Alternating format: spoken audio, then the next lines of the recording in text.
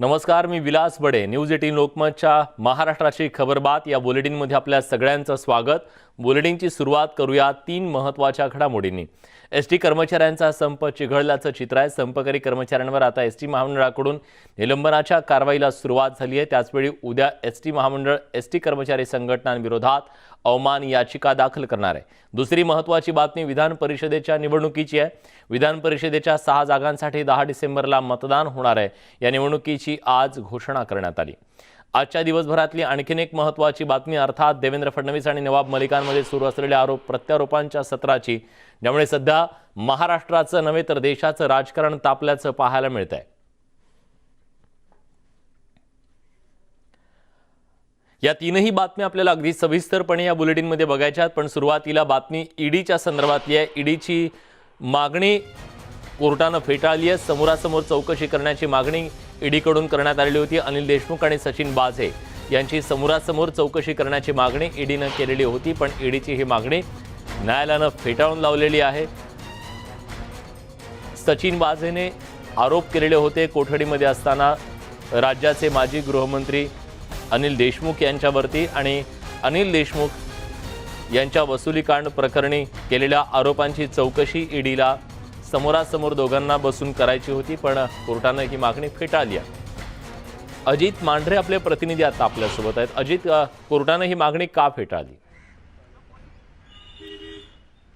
विलास, हाच विषय जाणून घ्यायचा आहे. याच्याकरता विशेष सरकारी वकील शेखर जगताप आपल्यासोबत आहे. जगताप साहेब, अनिल देशमुख आणि सचिन वाझे यांना समोर बसून चौकशी करायची आहे.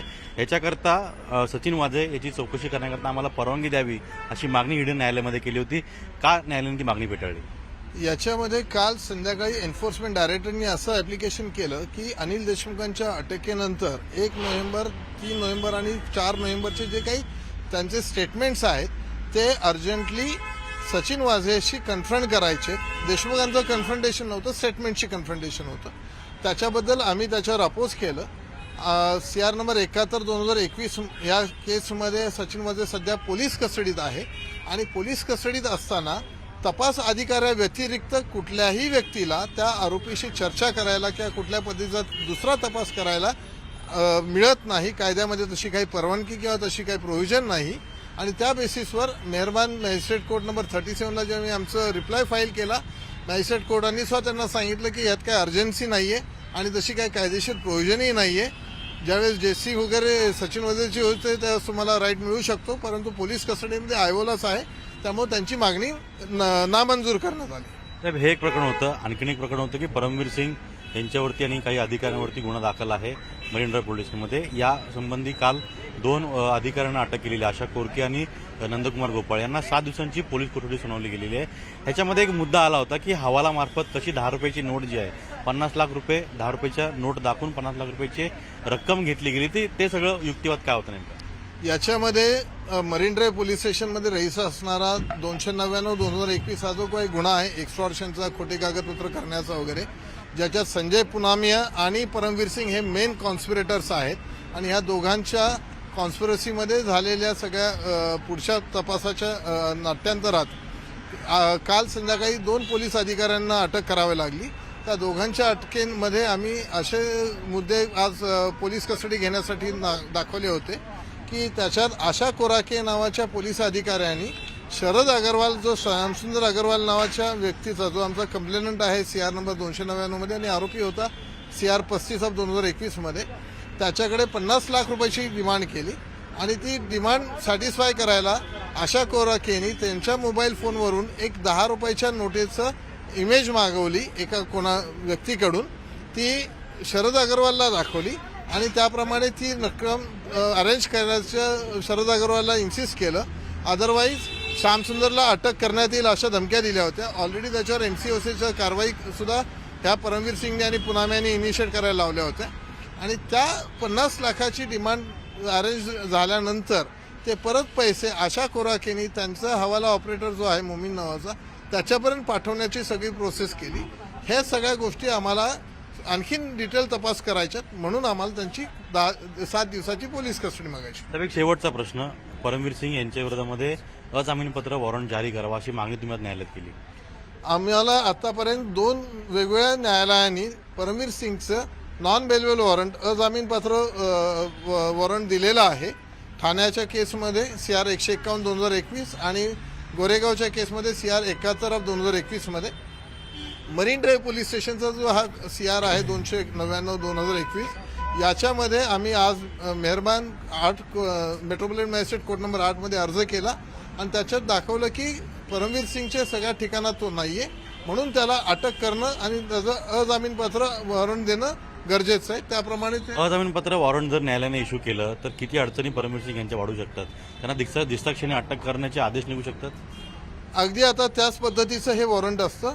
याच्यामुळे आता आम्हाला पुढचं रेड कॉर्नर नोटीसची असते, ज्याच्यामध्ये आम्हाला भारताच्या बाहेर सुद्धा परमवीर सिंगवर कुठं कारवाई करायची झाली तर त्याचा आम्हाला बेनिफिट होऊ शकेल. आणि त्याचबरोबर ज्यावेळेस नॉन बेलेबल वॉरंट असतं त्याच्यावर आम्ही प्रोक्लेमेशन म्हणजे अटॅचमेंट आणि प्रोक्लेमेशन अशा 2 गोष्टी असतात, त्याच्या प्रॉपर्टी आम्ही अटॅच करू शकतो. विलास ऐकलं असेल की ही खरंच खूप मोठी बातमी आहे. एक तर त्यांच्या विरोधामध्ये परमवीर सिंग यांच्या विरोधात लुकआउट नोटीस जारी केलेली आहे. ठाणे न्यायालयाने त्यांच्या विरोधात नॉन बेलेबल वॉरंट इश्यू केलेला आहे. आता या कोर्टात ती मागणी केली गेली आहे. म्हणजे परमवीर सिंग यांच्या विरोधामध्ये रेड कॉर्नर नोटीस जारी करण्याची तयारी जी आहे ती सरकारनं तयार केलेली आहे आणि त्यासंबंधी जी प्रक्रिया असते नॉन बेलेबल वॉरंट जारी करण्याची न्यायालयातून ती प्रक्रिया पूर्ण केली जाते.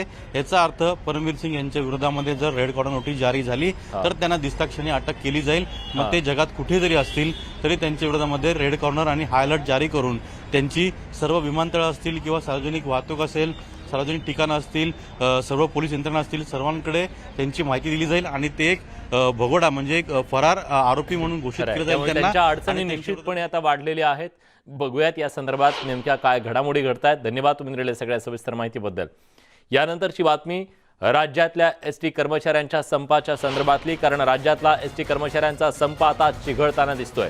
चंद्रपुरात प्रशासनानं 14 कर्मचाऱ्यांवर निलंबनाची कारवाई केली आहे. या कारवाईमुळे कर्मचाऱ्यांमध्ये संतापाची लाट उसळली आहे. चंद्रपूर जिल्ह्यातील चंद्रपूर आगार, राजूर आगार आणि विभागीय कार्यशाळेतल्या 14 कर्मचाऱ्यांवर ही कारवाई करण्यात आली आहे. संपाची धार कमी करण्यासाठी सरकार आणि प्रशासनाकडून अशा प्रकारची दडपशाही केली जात असल्याचा आरोप आंदोलकांनी केलाय. मात्र राज्यभरात 36 कर्मचाऱ्यांना आपला जीव गमवावा लागला. त्यापुढे निलंबनाची कारवाई क्षुल्लक असल्याची भावना कर्मचारी व्यक्त करतात.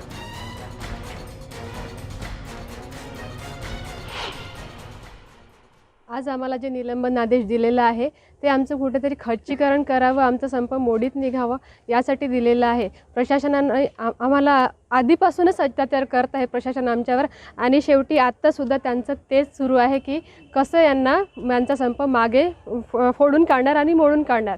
तर आम्हाला निलंबन आदेश द्या किंवा सेवा समाप्ती द्या, परंतु आम्ही आमचं पाऊल मागे घेणार नाही. संप सुरू राहणार आणि जोपर्यंत विलिनीकरण होत नाही तोपर्यंत कोणीच मागे हटणार नाही. आम्ही सर्व एक आहो आणि एकजूट ही टिकून राहील आमची जोपर्यंत विलिनीकरण होत नाही तोपर्यंत. आम्हाला या गोष्टीचं दुःख नाही आहे की निलंबन झालं आहे. ह्या गोष्टीचं दुःख आहे की आज आम्ही 36 लोक गमावलेले आहे. हे गमावल्यानंतर हे त्या लोकांच्या समोर जे हुतात्मे झाले आहे त्यांच्यासमोर हे निलंबन म्हणजे काहीच नाही. आज त्यांनी 14 लोकांना निलंबन केलं आहे. त्यांनी पूर्ण चंद्रपूर विभागातल्या 2000 लोकांना पण निलंबन केलं. तरी ह्या निलंबनाला घाबरून आमचा कोणताच कर्मचारी ह्या संपातून पाय मागे घेणार नाही जोपर्यंत आमचं विलिनीकरण शासनामध्ये होत नाही. आपले प्रतिनिधी हैदर शेख याबद्दल अधिक तपशीलवार माहिती देण्यासाठी आपल्यासोबत चंद्रपूरहून जोडले गेलेले आहेत. हैदर, आता या कर्मचाऱ्यांची भावना आपण ऐकली. निकराची लढाई जणू त्यांनी सुरू केलेली आहे हे स्पष्ट होत आहे. मागे हटणार नाही या भूमिकेवर ते ठाम आहेत. प्रशासन हा संप मोडून काढण्यासाठी कुठली पावलं उचलतंय? आंदोलनाचा आज 12वा दिवस आहे आणि आंदोलनाची तीव्रता कुठं कमी करण्यासाठी हा सगळा प्रयत्न सुरू आहे असं दिसत आहे. चंद्रपूर जिल्ह्यात 4 डेपो आहेत. त्या 4 डेपोमध्ये जवळपास 2,500 कर्मचारी हे काम करत आहेत. त्यापैकी आज 14 जणांना निलंबनाची कारवाई करण्यात आली. आपल्यासोबत निलंबित जे कर्मचारी झालेले त्यापैकी आहेत मंगेशजी आहेत. मंगेशजी, आंदोलनाला कुठेतरी कमकुवत करण्याचा प्रयत्न सुरू आहे का? कमकुवत म्हणजे हे आम्हाला सस्पेन्शन ऑर्डर देऊन आज खच्चीकरण करायचा प्रयत्न चालू आहे. खरं आज ह्या गोष्टीचा मला अभिमान वाटतो की महाराष्ट्रामध्ये ह्या चळवळीला सुरुवात करणारे आमचा चंद्रपूर आगार सर्वात प्रथम आणि एरिया आगार सर्वात प्रथम होता. याच्यात आम्ही सुरुवात केली आणि ह्याही गोष्टीचा अभिमान होता की आज सगळ्यात पहिले सस्पेन्शन ऑर्डर माझ्या नावाने निघालं. मी तर असं ठरवलं होतं की आज या जल्लोष पेढे वगैरे वाटून साजरा करायचा, की वर्गात पहिले आल्यासारखं मला वाटत होतं सकाळी. पण कालच आम्ही आमच्यामधला एक कर्मचारी ब्रह्मपुरी आगारातला आम्ही एक गमावला, म्हणून तो आज काय आम्ही जल्लोष करू शकलो नाही. पण ह्या गोष्टीचा आम्हाला अभिमान आहे की आज त्यांनी म्हणजे आम्हाला आणखी एक ऊर्जा निर्माण करून दिली सस्पेन्शन करून. आता येणाऱ्या दिवसामध्ये त्यांनी सस्पेन्शन नाही, इव्हन डिसमिसही केलं, पण तरी आम्ही जोपर्यंत विलिनीकरण होणार नाही तोपर्यंत कोणीच इथनं पाऊल मागे घेणार नाही. ताई, दिवाळीचा पूर्ण काळ मंडपात घालवला आहे, पूर्ण दिवाळी गेली, आज तुम्हाला निलंबनाचा आदेश दिलाय, काय? दिवाळी तर आमची रस्त्यावर गेलेलीच आहे, त्यात काही वाद नाही. परंतु आता निलंबनाचे आदेश जे यांनी दिलेले आहे ते आमचं खच्चीकरण व्हावं, आमचंच नाही 14 लोकांचं म्हणून नाही तर अख्ख्या पूर्ण महाराष्ट्रातील 256 डेपोतील जे कर्मचारी आहेत त्यांचं एक खच्चीकरण म्हणून प्रशासनाने आज हे आम्हाला निलंबन दिलेलं आहे. परंतु त्यांचा हा गैरसमज आहे की आम्ही खचून जाऊ आणि मागे होऊ, हे असं होणार नाही. आम्ही आमच्या बांधवांना न्याय देण्यासाठी जे कर्मचारी आमचे 36 बांधव आत्महत्या केली त्यांचं बलिदान व्यर्थ जाणार नाही आणि आम्ही एक पाऊल सुद्धा मागे हटणार नाही. जोपर्यंत शासनात विलिनीकरण होत नाही तोपर्यंत आमची अशीच एकजूट राहील आणि हा संप जारी राहणार. आपण बघू शकतो आपल्यासोबत पुन्हा एक आहेत कर्मचारी आहेत. दादा, पुन्हा निलंबनाच्या कारवाई सुरू झाल्यात, काय वाटतं? सरकारच्या नाकारतेपणाचं हे लक्षण आहे. आमचा जो हे आहे तो कमी करणे, उत्साह कमी करणे, पण याने कारवाई करण्याने कुठलाही उत्साह आमचा कमी करणार नाही, उलट आमचा उत्साह वाढला आहे आणि ही लढाई आम्ही अशीच लढत राहू. तर अशा प्रकारे जे आहेत एसटी कर्मचाऱ्यांचा बेमुदत संप सुरू आहेत. जोपर्यंत मागण्या पूर्ण होणार नाही तोपर्यंत मागे हटणार नाही असा निर्णय सुद्धा घेतलेला आहे. नक्कीच एसटी कर्मचाऱ्यांचा हा निर्धार एका बाजूला, दुसऱ्या बाजूला संप मोडून काढण्यासाठी निलंबनाची कारवाई, त्यामुळे हा संप चिघळत चाललाय ही बाब स्पष्ट होतीये. धन्यवाद तुम्ही दिलेल्या सगळ्या सविस्तर माहितीबद्दल. एसटी संपाबाबत अवमान याचिका दाखल करणार असल्याची माहिती परिवहन मंत्री अनिल परब यांनी दिली आहे आणि एक प्रकारे राज्य सरकारनं नवं अस्त्र बाहेर काढलंय. एसटी महामंडळ उद्या सकाळी 10 वाजता अवमान याचिका दाखल करणार असून तांत्रिक कारणांमुळे आज कागदोपत्री प्रक्रिया पूर्ण होऊ न शकल्यानं उद्या याचिका दाखल होणार असं कळतंय. याबाबत उद्या हायकोर्टात सुनावणी होणार असल्याचंही अनिल परब यांनी म्हटलंय. त्यामुळे अवमान याचिका दाखल केल्याच्या नंतर पुढचे जे परिणाम होतील त्यासाठी तयार राहा अशा प्रकारचा गर्भित इशारा याच्या आधीच सरकारनं दिलेला होता. त्यामुळे हा संप मोडून काढण्यामध्ये राज्य सरकार यशस्वी होतं का हे पाहणं महत्त्वाचं आहे.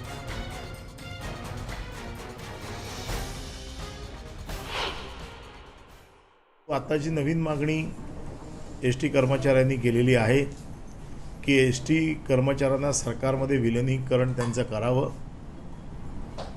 काल हायकोर्टाने जे निर्देश दिलेले आहेत आणि हायकोर्टाच्या निर्देशाचं पालन आम्ही काल पूर्णपणे केलेलं आहे आणि हायकोर्टाने जी कमिटी स्थापन करायला सांगितली होती ती महाराष्ट्र सरकारने हायकोर्टात लेखी दिलेलं आहे की ती कमिटी आम्ही स्थापन केलेली आहे. ती कमिटी पूर्ण सारासार विचार करून 12 आठवड्याच्या आतमध्ये याचा पूर्णपणे तपशील हा मुख्यमंत्र्यांकडे देईल आणि मुख्यमंत्री त्यावरती आपलं मत हायकोर्टाला सादर करतील. सरकार ह्या सगळ्या गोष्टींवरती समितीच्या समोर ज्यांना आपलं म्हणणं मांडायचं आहे त्यांनी मांडावं.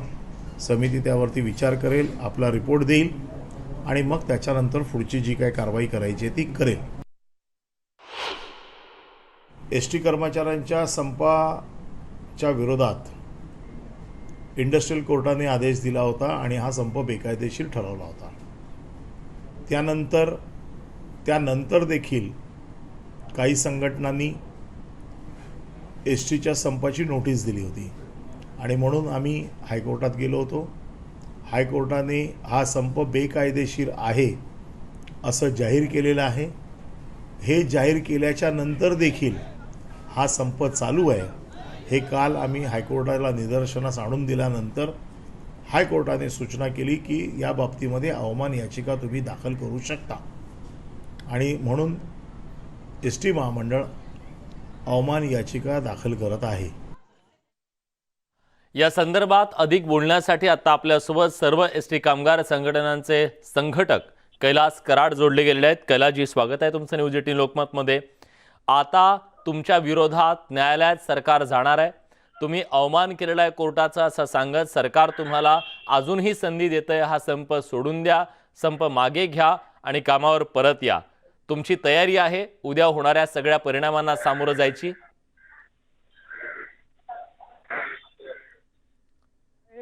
आणि माझ्या लेटर पॅडवरती मी सुद्धा कळवलेलं आहे की आतापर्यंत एवढ्या समित्या ह्या महामंडळावर हे तयार केल्या आणि त्यांचे अहवाल यांनी कचऱ्याच्या डब्यात ठेवलेले आहे. आणि आता ते परत 90 दिवसाची कमिटी स्थापन करून 90 दिवस जर तुम्ही एसटी महामंडळाला कामगाराला वेठीस धरणार असेल आणि त्याच्यानंतर तो अहवाल कमिटीचा आल्यानंतर मुख्यमंत्री महोदयांनी ते मार्गदर्शन करणार आहे. मग आता आम्ही किती 90 दिवस वाट बघायची याची? आणि काय गरज आहे समित्या नेमायची? समित्या अशा नेमलेल्या बक्षीस समिती आहे, भरपूर समित्या नेमल्या, त्या सर्व समित्यांचे अहवाल कचऱ्याच्या डब्यात पाडून ठेवले आणि यांना 50% एसटी महामंडळाचं खाजगीकरण केलं परब साहेबांनी आणि रावते साहेबांनी. एसटी महामंडळाच्या कर्मचाऱ्याला भिकाला लावलं, त्यांच्या जागा 30-30 वर्षाच्या कॉन्ट्रॅक्ट बेसवर दिल्या. शिवशाही एसटी महामंडळामध्ये आणली, त्यांचे कॉन्ट्रॅक्टर तपासा या मंत्र्यांचे. यांनी कोणत्या कंपन्या खोलल्या? शिवशाहीचे पैसे जातात कुठं? नाही तर मी सांगतो या रावते साहेबांना सांगतो आणि परब साहेबांना सांगतो की हे तुम्ही षडयंत्र आमच्याशी खेळू नका. आमचे जीव गेला तरी चालेल, परंतु आम्हाला कोर्टातून न्याय पाहिजे. आम्ही कुठल्याही कोर्टाचा अवमान करणार नाही, परंतु तुम्ही जर आमच्या विरोधात गेले तर आमच्या अंगावर गाड्या घाला आणि नंतर तुम्ही प्रवासी वाहतूक चालू करा. इथपर्यंत कामगार पोहोचलेला आहे. ठीक आहे. हा संघर्ष आता अगदी टोकाला पोहोचलेला आहे. कैलास कराड आता आपल्या सोबत होते, ज्यांनी स्पष्टपणे सांगितलंय की आता माघार नाही. राज्य सरकारनं कुठलीही भूमिका घेतली तरी त्याच्यातून आता माघार आम्ही घेणार नाही, ही स्पष्ट भूमिका त्यांनी मांडलेली आहे. त्यामुळे हा संप सध्या तरी मिटताना दिसत नाही. संप संपता संपेना असंच म्हणावं लागेल. राज्यात विधान परिषदेच्या 6 जागांसाठीची निवडणूक होणार आहे. 10 डिसेंबरला 6 जागांसाठी मतदान होणार आहे, तर 14 तारखेला मतमोजणी होणार आहे. मुंबईतील 2 जागांसह कोल्हापूर, धुळे, अकोला आणि नागपूरमधील प्रत्येकी एका जागेसाठी निवडणूक होणार आहे. राज्यातल्या विविध प्रश्नांवरून सत्ताधारी आणि विरोधकांमध्ये दररोज चकमकी झडतायत. त्यावरून आता विधान परिषदेची निवडणूक होणार असल्यानं राजकीय वातावरण पुन्हा एकदा तापण्याची शक्यता आहे. उदय जाधव आपले प्रतिनिधी आता आपल्यासोबत आहेत. उदय, कशी असेल ही निवडणूक? काय अधिक तपशील आहे याबद्दलचा? विलास, येत्या 10 डिसेंबरला हे मतदान होणार आहे. विधान परिषदेच्या 6 जागा रिक्त होणार आहेत आणि त्या 6 जागांसाठी स्थानीय स्वराज्य संस्थांमधून जे आमदार निवडले जाणार आहेत त्यासाठी ही निवडणूक होते आहे. 10 डिसेंबरला मतदान होईल आणि त्याचा निकाल जो आहे तो 14 डिसेंबरला जाहीर करण्यात येणार आहे. सगळ्यात महत्त्वाचं म्हणजे या कुठल्या जागा आहेत तर या मुंबईतल्या 2 जागांवरती निवडणूक होणार आहे. त्याचबरोबर कोल्हापूर, धुळे, अकोला आणि नागपूर इथल्या प्रत्येकी 1 जागांवरती निवडणूक होणार आहे.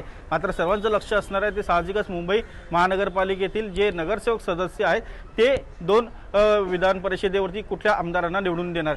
या आधीचे जे सदस्य होते विधान परिषदेचे ते म्हणजे शिवसेना नेते रामदास कदम आणि त्याचबरोबर काँग्रेसचे नेते आणि विद्यमान मुंबई अध्यक्ष भाई जगताप हे लास्ट टाइम निवडून आले होते. आता त्यांचा कालावधी संपत आहे. काँग्रेसकडनं भाई जगताप यांना पुन्हा एकदा संधी दिली जाऊ शकते. मात्र शिवसेना नेते रामदास कदम यांना पुन्हा संधी मिळेल का यावरती मात्र प्रश्नचिन्ह आहे. कारण त्यांची जी काही वादग्रस्त ऑडिओ क्लिप व्हायरल झालेली आहे त्यामुळे शिवसेनेमध्ये अंतर्गतच जो काही प्रश्न निर्माण झालेला आहे त्यामुळे पुन्हा एकदा शिवसेना नेते रामदास कदम यांना संधी मिळेल का हा देखील एक खूप मोठा प्रश्न आहे. जर त्यांना उमेदवारी नाही दिली तर शिवसेना अन्य कुठल्या उमेदवाराला संधी देणार हे देखील अत्यंत महत्त्वाचं आहे. कारण अवघ्या काही महिन्यातच मुंबई महानगरपालिकेच्या निवडणुका होणार आहे. त्यामुळे मुंबई महानगरपालिका निवडणुका डोळ्यासमोर ठेवूनच एक असा उमेदवार शिवसेनेकडनं दिला जाईल जो मुंबईसाठी काम करेल, मुंबईतली शिवसेना बळकट करेल आणि एकूणच मुंबईच्या विकासाच्या दृष्टिकोनातून तो काम करेल. अशा दृष्टिकोनातून एक उमेदवार जो आहे तो शिवसेनेला निवडावा लागणार आहे. त्याची चाचपणी देखील शिवसेनेतून सुरू झालेली आहे.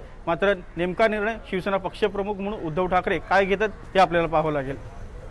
नक्कीच धन्यवाद उदय, तुम्ही दिलेल्या सगळ्या सविस्तर माहितीबद्दल.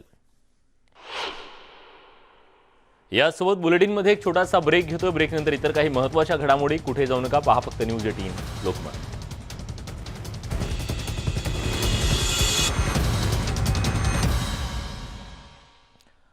ब्रेकनंतर तुमचं पुन्हा एकदा स्वागत. तुम्ही पाहताय न्यूज 18 लोकमतवर महाराष्ट्राची खबरबात. यानंतर एक महत्त्वाची बातमी आपल्या हाती येते. अभिनेत्री क्रांती रेडकर राज्यपालांच्या भेटीला पोहोचलेले आहेत. क्रांती रेडकर या समीर वानखेडे यांच्या पत्नी आहेत आणि क्रांती रेडकर राजभवनावर दाखल झाल्या असून रेडकर वकिलांसोबत राजभवनावर दाखल झाल्यात. राजभवनात संजय राऊत सुद्धा दाखल झालेले आहेत, पण ते वेगळ्या कामासाठी तिथं पोहोचलेत असं कळत आहे. संजय राऊत आपल्या मुलीच्या लग्नपत्रिका द्यायला राजभवनावर पोहोचलेत असं कळत आहे.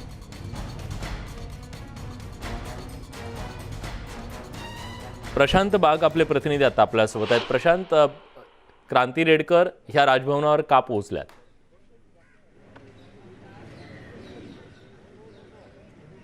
विलास, आपल्याला माहिती आहे की गेल्या अनेक दिवसांपासून जी वेगवेगळ्या प्रकारची आरोपांची राळ उठते, नवाब मलिक रोज नवनवीन खुलासा करताय, आरोप करताय. वानखेडे कुटुंबीय सगळेच जण संशयाच्या घेरात आहे आणि कुठेतरी आपण बघतोय की हायकोर्टात सुद्धा यांनी याचिका दाखल केली की नवाब मलिक यांनी बेताल वक्तव्य करणं बंद करावं.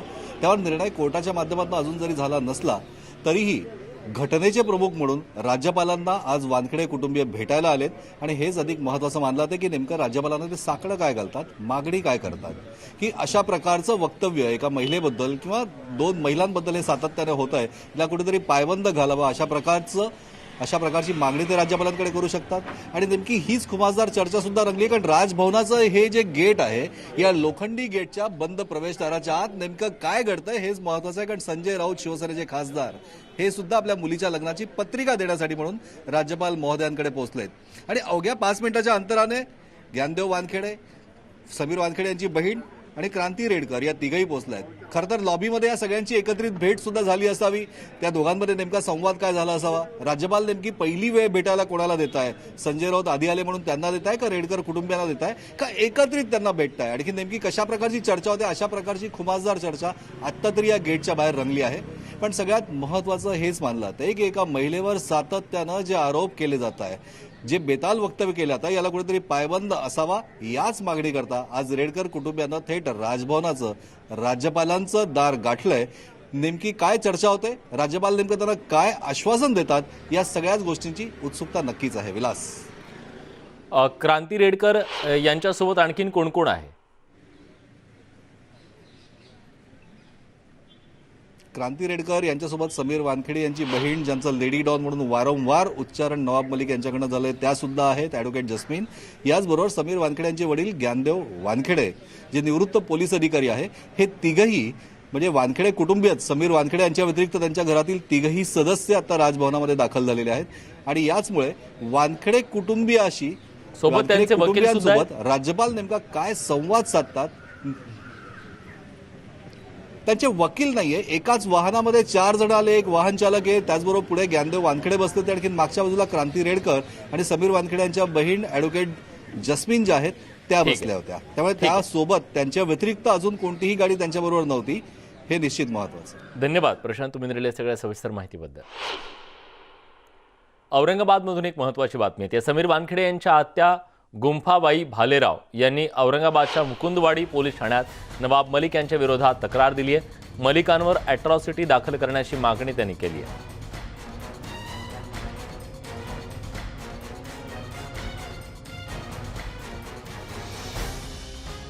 समीर वानखेडे आणि नवाब मलिक यांच्यामध्ये जे काही युद्ध सुरू आहे ते संबंध राज्याला माहीत आहे, संबंध देशाला माहीत आहे. समीर वानखेडे यांच्या जातीवरून नवाब मलिक यांनी प्रश्न उपस्थित केले. हे प्रश्न उपस्थित केले आणि त्यावर बऱ्याच गोष्टी घडल्या. मात्र समीर वानखेडेंना मुसलमान म्हटल्यामुळं त्यांचे जे नातेवाईक आहेत ते आता समोर येऊ लागले. त्यांना सामाजिक त्रास त्याचा होऊ लागलेला असा आरोप त्यांनी केलेला आहे. समीर वानखेडेंच्या सख्ख्या आत्या या ठिकाणी आहेत, गुंफाबाई भालेराव, आणि त्यांचे सख्खे आते भाऊ या ठिकाणी आहेत. आता ते मुकुंदवाडी पोलीस स्टेशनला आलेले तक्रार द्यायला. त्यांची तक्रार अशी आहे की नवाब मलिक यांच्या विरोधात गुन्हा दाखल करावा, कारण नवाब मलिक यांनी जो काय आरोप केलेला आहे, जे समीर वानखेडे मुसलमान आहेत, त्यामुळं संबंध कुटुंबाला सामाजिक त्रास सुरू झालेला आहे. आत्याच्या मुली असतील किंवा इतर मुली असतील, त्यांना त्यांच्या सासरची लोक आता त्रास देऊ लागलेली आहेत की तुम्ही मुसलमान आहात, आम्हाला आधीच काय नाही सांगितलं. त्यामुळं आता शेवटी कंटाळून गुंफाबाई भालेराव या ठिकाणी आपल्या मुलासहित तक्रार द्यायला आलेले आहेत. गुंफाबाई माझ्यासोबत येत आहेत. आई, तुमचं नाव काय? गुंफाबाई गंगाधर भालेराव. बरं, तुम्ही समीर वानखेडेचे कोण? सख्खी आत्या. आणि समीर वानखेडेचे वडील तुमचे कोण? सख्खा भाऊ. सख्खे भाऊ हो मोठे भाऊ आहेत तुमचे? माझ्यापेक्षा मोठे आहेत. बरं, तुमचं नाव काय? मी प्रमोद भालेराव, बरं, तुम्ही समीर वानखेडेचे कोण? समीर वानखेडेचे आते भाऊ. आते भाऊ आहेत. आई, तुम्ही इथं पोलीस स्टेशनला आले, तक्रार दिले, काय म्हणणं आहे तुमचं? आमचं म्हणणं आहे की जातीवाद नको. तो काय जातीवाद झाला? तो म्हणायला की हे मुसलमान आहेत. आम्ही कोण मुसलमान म्हणाले? नवाब मलिक. बर, मग ते मुसलमान काऊन म्हणायला? आम्ही खरे असली जे भीम आले हो. हा, मग तो काऊन आम्हाला मुसलमान म्हणायला? याच्यासाठी त्याला अटक झाली पाहिजे. बर. हा. तर ते नको आम्हाला. सगळे आम्हाला सोयरे सर्व त्रास द्यायला तर की तुमचे भाऊ मुसलमान आहेत म्हणून. मग समीर वानखेडेच्या भाऊला तुम्ही बोललेले आहे का आधी? हो. कधी बोलले? 2-3 दिवस झाले. काय म्हणले ते? त्याच्या गडबडीत यायचं. ठीक आहे म्हणा, तुला काय करायचं कर म्हणत. बरं, समीर वानखेडेनं बोलले का तुम्ही? हो, ते पण म्हणत, काय म्हटले? तुला काय करायचं कर म्हणत. तक्रार करा म्हटलं. हो. बरं, आता मला सांगा, तक्रार तर केली तुम्ही, त्रास काय व्हायला तुम्हाला? लोक आम्हाला म्हणालेत ना हे हलकट ह्याचं हे मुसलमान ह्याचं. आम्ही असली जे भीम आले हो, जातीवादी नाही आम्ही. हा. तो जातीवादी हे मुसलमान आणि गुंडा आहे तो. याच्यावर त्याच्यावर आरोप काही घालायला तो जे नसले ते. बरं, तुमची काय म्हणणं आहे आता, काय व्हायला पाहिजे? आम्हाला जातीवाद नाही झाला पाहिजे आणि माझ्या भाषाला काही त्रास झाला नाही पाहिजे हा. आणि त्याला अटक झाली पाहिजे. नवाब मलिकला. नवाब मलिकला. समीर वानखेडेचे आते भाऊ या ठिकाणी सख्खे, काय म्हणणं आहे तुमचे? सामाजिक त्रास काय आहे? तुम्ही, तुमच्या ज्या मुली आहेत, बहिणी आहेत, बाहेर सासरे आहेत, त्यांना काय त्रास आहे? आमचे सर्व सोयरेदारे आम्हाला फोन करू विचारायला हे काय प्रकरण आहे.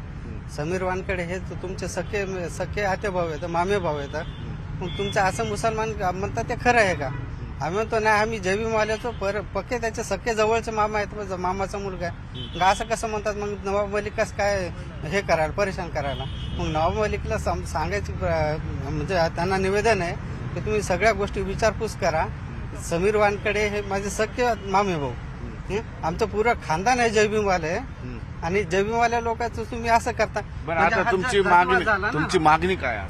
आमची मागणी आहे नवाब मलिक यांच्यावर अट्रॉसिटी गुन्हा दाखल करा आणि त्यांच्यावर कठोर कारवाई करा. अच्छा, बघितलं आपण एकंदरीतच की नवाब मलिक यांनी समीर वानखेडे यांच्यावर जो आरोप केला त्यामुळे राज्यात खळबळ उडाली. मात्र त्यांच्या कुटुंबियांना सुद्धा नाहक त्रास सहन या ठिकाणी करावा लागतोय. त्यांची आत्या आहे किंवा त्यांचा आते भाऊ आहे समीर वानखेडे यांचा आणि इतर नातेवाईक यांना आता समाजातून प्रश्न विचारले जाऊ लागलेत आणि त्यांना तुम्ही मुसलमान आहात का असे प्रश्न विचारू लागलेत. समीर वानखेडे आणि नवाब मलिक यांचं भांडण जे काही निष्कर्षाला जाईल, मात्र त्याचा नाहक त्रास आता समीर वानखेडे यांच्या कुटुंबियांना सहन करावा लागतोय. सुधीर जाधवसह सिद्धार्थ गोदाम, न्यूज 18 लोकमत, औरंगाबाद. तेव्हा समीर वानखेडे यांचे हे कुटुंबीय नातेवाईक होते. त्यांनी जी मतं व्यक्त केली ती त्यांची वैयक्तिक मतं होती नवाब मलिक यांच्या संदर्भातली, त्यामुळे त्याचं समर्थन आम्ही करू शकत नाही. वळत पुढच्या बातमीकडे. देवेंद्र फडणवीसांच्या आरोपांना उत्तर देत नवाब मलिक यांना जोरदार हल्लाबोल केलाय. उद्या सकाळी हायड्रोजन बॉम्ब फोडणार असल्याचा गर्भित इशारा मलिकाने दिलाय. फडणवीस यांचे फटाके पाण्यात भिजल्याचा टोला त्यांनी लगावला. अंडरवर्ल्डच्या दबावातून किंवा बॉम्बस्फोटातल्या आरोपींकडून प्रॉपर्टी खरेदी केली नाही असं स्पष्टीकरण नवाब मलिकाने दिलं. सत्याकडे फडणवीसांनी दुर्लक्ष केल्याचा आरोप त्यांनी केला. देवेंद्र फडणवीसांना माहिती देणारे कच्चे खेळाडू असल्याचा टोलाही त्यांनी लगावला. हमें लगता है कि पटाखे भीग गए और आवाज़ नहीं कर पाए. एक माहौल खड़ा किया गया कि नवाब मलिक के बम ब्लास्ट के आरोपियों से संबंध हैं. मैं देवेंद्र जी, आप 1999 में इस शहर में शायद पहली बार आए विधायक बन के, और 62 साल के जीवन में इस शहर में आपसे पहले दिवंगत मुंडे साहब भी नेता थे जो दाऊद से लोगों को जोड़ते रहे. जहाँ तक सवाल है देवेंद्र जी, आपने अंडरवर्ल्ड का खेल शुरू किया है, तो आपको आज मैं कह रहा हूँ कि सुबह 10 बजे आप कह रहे थे कि बम फोड़ देंगे. ये बम नहीं है, आपने आडंबर खड़ा किया. लेकिन नवाब मलिक कल सुबह अंडरवर्ल्ड का हाइड्रोजन बम मुंबई में गिराएगा और देश को बताएगा कि देवेंद्र फडणवीस किस तरह से अंडरवर्ल्ड के जरिए पूरे शहर को हॉस्टेज बनाए हुए थे, किस तरह से एक अंडरवर्ल्ड का सरगना जो विदेश में बैठकर इस शहर से उगाही करता था. देवेंद्र फडणवीसांनी कागदावर मलिकांची सही असल्याचं दाखवून दिलं तर त्या जागेवर सर्वसामान्य नागरिकांची सोसायटी असल्याकडे मलिकांनी लक्ष वेधलं.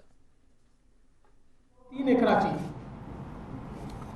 या दोघांनी सॉलिडस नावाच्या एका कंपनीला विकली आहे आणि सॉलिडस इन्व्हेस्टमेंट्स प्रायव्हेट लिमिटेड यांच्या वतीनं याच्यावर सही केली आहे फराज मलिक यांनी. आजही ही कंपनी नवाब मलिक यांच्या परिवाराची आहे. काही काळ, छोटा काळ स्वतः नवाब मलिक देखील याच्यामध्ये एक डायरेक्टर राहिलेले आहेत.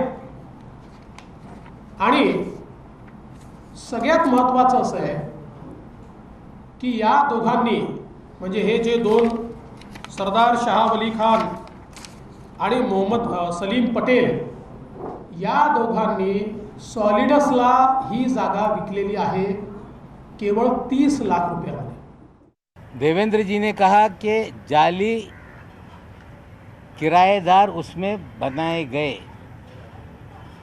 आप सभी जाकर देख लें, वो 1.5 लाख फुट ज़मीन पर एक मदीनतुल आमान नाम की कोऑपरेटिव हाउसिंग सोसाइटी है जो 1984 में वहाँ इमारत बनी. गोवाला कंपाउंड के नाम से जानी जाती है, जिसमें मुनीरा पटेल ने रस्सीवाला को डेवलपमेंट राइट देके वहाँ पे 140 से 150 मकान बनाकर आम लोगों को बेचे. आज भी वो सोसाइटी वहाँ पर है. दरम्यान बॉम्बस्फोटातील आरोपींकडून जमीन खरेदी केल्याचा आरोप देवेंद्र फडणवीसांनी केला आणि एकच खळबळ उडाली. केवळ 30 लाख रुपयांना 3 एकर जमीन खरेदी केल्याची माहिती फडणवीसांनी दिली, तर खरेदी केले त्याचे कागदपत्र आहेत असं मलिकांनी स्पष्ट केलं. हसीना आपाचा हा बॉडीगार्ड आणि हसीना आपाचा हा फ्रंटमॅन. हसीना आपा दाऊद पळून गेल्यानंतर तो पाकिस्तानातनं जे लँड ग्रॅबिंग इथे चालवायचा त्याच्या किंगपिन ही हसीना आपा होती. आणि हसीना आपाचा फ्रंटमॅन ज्याच्या नावाने पॉवर ऑफ अटर्नी तयार व्हायच्या तो हा सलीम पटेल. आपके पास जो गोडाउन है उसकी ओनरशिप हम या पूरी ओनरशिप देना चाहते हैं. हमने उनसे ओनरशिप ली. उनका जो पावर ऑफ अटॉर्नी था सलीम पटेल, उससे हमने रजिस्ट्री की. वो सारे कागजात उपलब्ध हैं. किराएदार के नाते उस समय जो स्टैम्प ड्यूटी थी, जो कीमत थी, हमने अदा की. वो सरकारी दस्तावेज में उपलब्ध है. हमने मालकिन से ली. अगर वो किसी को कहती है कि ये मेरा पावर ऑफ अटॉर्नी है, उससे आप पूरा आपका जो भी व्यवहार है वो पूरा कर लो, तो हमने वो पूरा करने का काम किया. माजी मुख्यमंत्री देवेंद्र फडणवीस यांनी अल्पसंख्याक मंत्री नवाब मलिक यांच्यावर गंभीर आरोप केले. मलिक हे अंडरवर्ल्डशी संबंधित व्यक्ती आहेत. मुंबई बॉम्बस्फोटातील आरोपींकडून 3.5 कोटींची जमीन फक्त 20 लाखात खरेदी केल्याचा खळबळजनक आरोप देवेंद्र फडणवीसांनी केला. मुंबईतील LBS मार्गावरच्या 3 एकर जमीन केवळ 20 लाखात मलिकांनी कशी मिळवली, हा सवाल सुद्धा फडणवीसांनी उपस्थित केला. त्यांनी केलेल्या जमीन व्यवहाराचे पुरावे फडणवीसांनी आज सादर केले. तसंच सलीम पटेल कोण होता, त्यानं तुम्हाला इतक्या स्वस्तात जमीन का विकली, असा सवाल नवाब मलिकांनी उपस्थित करत अंडरवर्ल्डच्या मुंबई बॉम्बस्फोटाच्या मुंबईच्या गुन्हेगारांकडून तुम्ही जमीन कशी घेतली, हा सवालही त्यांनी उपस्थित केला. इन्वेस्टमेंट प्राइवेट लिमिटेड कंपनी है नवाब मलिक जी के परिवार की. इस पर जो आपको मैंने दिया हुआ है, इस पर लेने वाले की साइन है, वो है फराज मलिक इनकी. इस सॉलिडस में 2019 में स्वयं नवाब मलिक भी थे. उन्होंने कुछ समय के लिए वो थे, बाद में फिर मंत्री बनने का उन्होंने इस्तीफा दिया. आज भी उनके परिवार के लोग उसमें हैं. फराज मलिक, इन्होंने ये ज़मीन खरीदी. हसीना आपाचा हा बॉडीगार्ड आणि हसीना आपाचा हा फ्रंटमॅन. हसीना आपा दाऊद पळून गेल्यानंतर तो पाकिस्तानातनं जे लँड ग्रॅबिंग इथे चालवायचा त्याच्या किंगपिन ही हसीना आपा होती आणि हसीना आपाचा फ्रंटमॅन ज्याच्या नावाने पॉवर ऑफ अटर्नी तयार व्हायच्या तो हा सलीम पटेल. CBI आहे, ती ED आहे की ती NIA आहे, जी कुठली ॲप्रोप्रिएट अथॉरिटी आहे त्या ॲप्रोप्रिएट अथॉरिटीकडे हे सगळे कागद मी देणार आहे. आणि यासोबत मी अनाऊन्स केल्याप्रमाणे या सगळ्या कागदांची एक प्रत राष्ट्रवादी काँग्रेसचे सर्वेसर्वा श्री शरद पवार साहेबांनाही मी देणार आहे. दरम्यान देवेंद्र फडणवीसांनी केलेल्या आरोपावर नवाब मलिक यांचे पुत्र फराज मलिक यांनी प्रतिक्रिया दिली आहे. जमिनीची खरेदी कायदेशीररित्या केली असून फडणवीसांचे आरोप बिनबुडाचे असल्याचं फराज मलिकांनी म्हटलंय.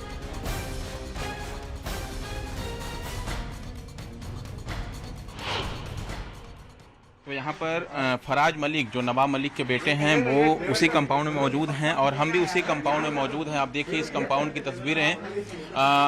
इस कंपाउंड को लेकर गोवा वाला कंपाउंड जिसे साफ तौर पर फडणवीस ने कहा है कि इसे कौड़ियों के दाम जो है खरीदा गया नवाब मलिक के द्वारा और उस समय खरीदा गया जिस समय नवाब मलिक जो है वो महाराष्ट्र सरकार में मंत्री थे. उस दौरान ये कंपाउंड खरीदा गया जबकि उन्हें ये पता था कि सलीम पटेल और सरदार खान जिसका नाम बताया जा रहा है, 2 लोगों के नाम का खुलासा देवेंद्र फडणवीस ने किया है. नवाब मलिक पर गंभीर आरोप लगाए हैं. नवाब मलिक पर कई गंभीर आरोप लगाए हैं. उस पर बात करने के लिए फराज मलिक जिनके नाम पर ये जमीन है, सर आपसे जानना चाहेंगे कि देवेंद्र फडणवीस जो आरोप लगाए हैं, जिस कंपाउंड में हम खड़े हैं उसी को लेकर आरोप लगाए हैं कि जिस तरह से आपने जमीन खरीदी, अंडरवर्ल्ड से जुड़े लोग थे, 92 ब्लास्ट में उनका हाथ था, आपने इनसे जमीन खरीदी.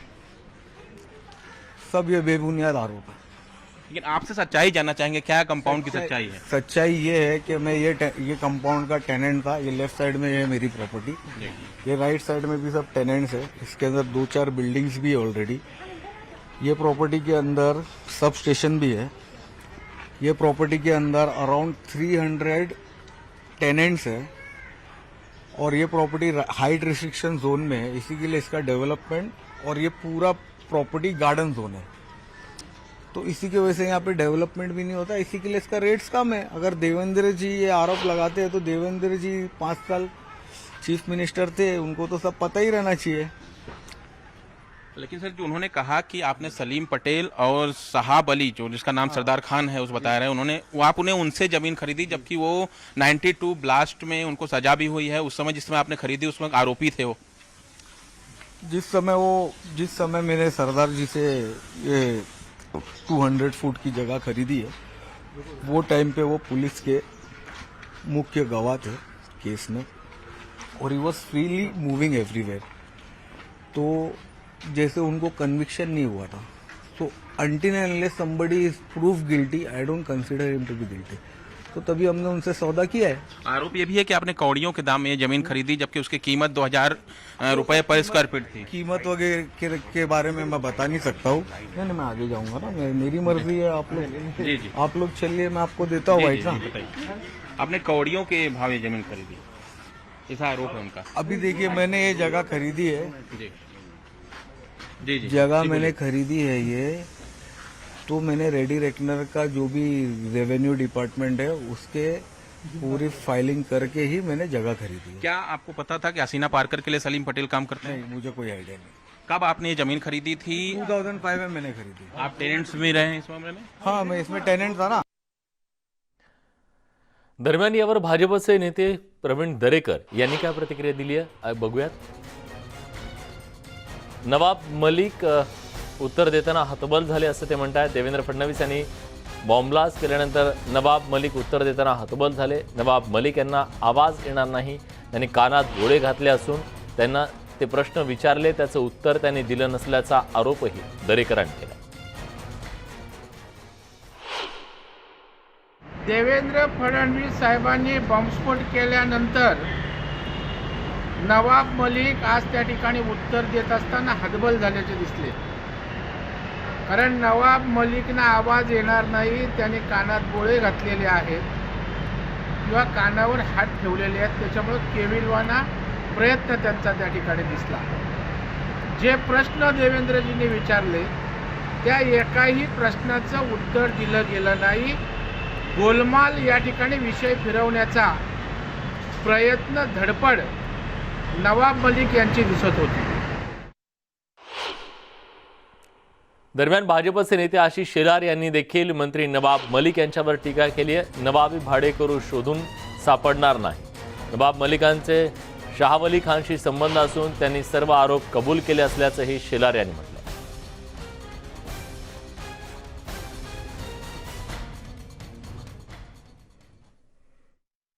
नवाब मलिक साहेबांनी तिन्ही आरोपांना कबूल कबूल कबूल करून स्वतःच कबुली जबाब दिला आहे. आणि हसीना पारकरच्या विषयात बोलायची हिंमत नसल्यामुळे त्याला मौन कबुली दिली आहे. आणि त्यामुळे नवाब मलिक साहेबांचं उत्तर याचा अर्थच कबुली जबाब आहे. स्वतःची खोली मालकी तत्वावर मिळवण्यासाठी सुद्धा मालक तयार नसतो याची असंख्य उदाहरणं मुंबईत. पण नवाबी भाडेकरू हा असा नवीन झालाय. नवाबी भाडेकरू नवीन शब्द आहे आता. यासोबत बुलेटिनमध्ये एक छोटासा ब्रेक घेतोय. ब्रेकनंतर इतर काही महत्त्वाच्या घडामोडी. कुठे जाऊ नका, पहा फक्त news 18 Lokmat.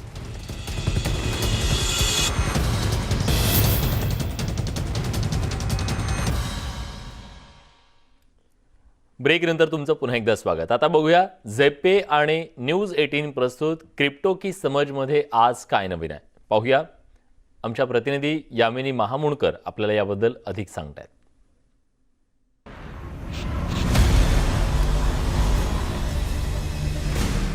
झेप्पे and news 18 network present crypto की समज. नमस्कार, मी यामिनी महामुणकर. क्रिप्टो की समज या आमच्या विशेष कार्यक्रमात तुमचं स्वागत आहे. आजच्या या भागात आपण अल्ट कॉइन काय असतं आणि त्याची खरेदी आणि विक्री कशी होते याविषयी जाणून घेणार आहोत. तुम्हाला माहिती आहे का की बिटकॉइन व्यतिरिक्त बाजारात 2300 प्रकारच्या क्रिप्टोकरन्सी आहेत आणि या दुसऱ्या क्रिप्टोकरन्सीला अल्ट कॉइन्स असं म्हणतात. तुम्हाला ज्या क्रिप्टोमध्ये गुंतवणूक करायची आहे त्याचं स्वतंत्र संशोधन करावं. संशोधन करताना चलनाचं सर्क्युलेशन आणि मार्केट कॅप या बाबींवर लक्ष द्यायला हवं. तुम्हाला ज्या क्रिप्टोकरन्सीमध्ये गुंतवणूक करायची आहे त्याचा संपूर्ण इतिहास माहिती करून घ्यावा. ज्या चलनांची मार्केट कॅप झपाट्याने घसरली आहे त्यात गुंतवणूक करणं टाळा, कारण हे त्या करन्सीची मागणी कमी होण्याचे हे संकेत असतात.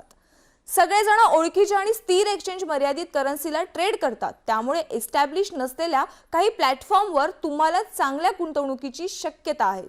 या करन्सीच्या ट्रेडिंगसाठी तुम्हाला एक्सचेंजही निवडावा लागेल, ज्याच्यासाठी तुम्हाला ट्रेडिंग अकाउंट उघडावं लागेल आणि त्या खात्यासाठी एक स्ट्रॉंग असा पासवर्ड सेट करावा लागेल. हे झाल्यानंतर तुम्हाला ज्या ट्रेडिंग करायचं आहे तो अल्ट कॉइन निवडावा लागेल.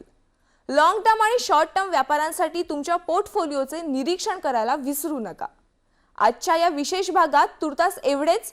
पुढील भागात अशीच रंजक आणि महत्त्वाची बातमी तुमच्यासाठी आम्ही घेऊन येऊ. तोपर्यंत नमस्कार.